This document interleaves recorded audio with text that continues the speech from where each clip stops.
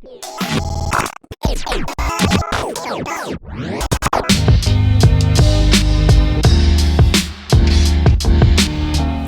YouTube? So today I am doing my first ever product review on my camera slider that I just got in the mail, which is my iFootage camera slider S1. So this boy right here, bow, is probably the best thing I've ever gotten for the best bang of my buck. Now, the build quality I have to say for this is pretty top notch for the amount of money that you're spending. And for my first ever camera slider, and probably the only camera slider I'll ever have, not too bad of an investment. So, let's get right into this review, and hope you guys enjoy. Stay with me.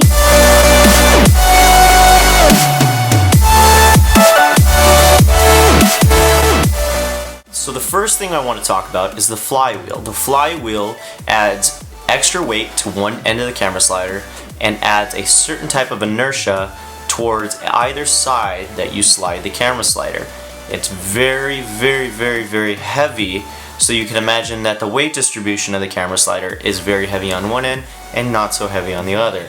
Now, I noticed when mounted on the tripod that the tripod legs do slide on the ground depending on where the weight is. Now, that does tend to cause some issues as far as like when you're trying to hold it down to get a nice slide to the right or slide to the left. And I can say though, it does add that nice touch to your slides and your pans to make it look very, very, very smooth at the last finishing moments of your slide. Now the next thing I want to talk about is the slide action itself. You can tell that when this camera slider was made, the rollers that make contact to the carbon fiber tubing have been so precisely made that when pushing the camera in either direction on the slider, it is so smooth and you can just effortlessly push that in either direction and it will just go for days.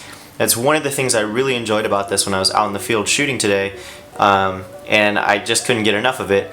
The one thing I have that probably is my biggest pet peeve is that you have to really tighten the thing for it not to slide, because there's a nice tightening bolt on the side, but you do have to kind of tighten it down a little more than you would like to for it not to move while moving the tripod into a certain position that you want to shoot in.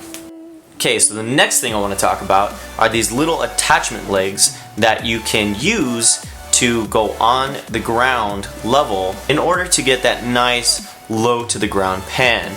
I haven't yet used these, but I can definitely tell you that I have put them out and put them on the ground and tried to slide the camera slider back and forth, and they are very sturdy, very well built, and well attached to the instrument you're using itself.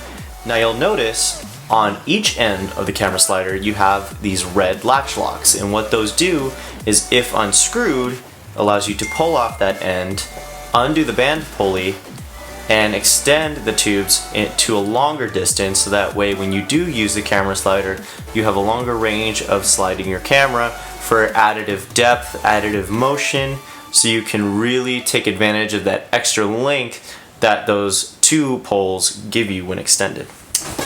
What up peeps? Anyways, so thanks for watching that video. I really hope you enjoyed it. It's my first ever review, so if you think I have anything that I can get better at, leave it down in that comment section below. I am now going to show you a test clip that I shot today in La Jolla, and if there's anything that you like about it or don't like about it as well, leave another comment down in that section below. And you guys are amazing. Thanks for watching. We'll see you next time. Peace!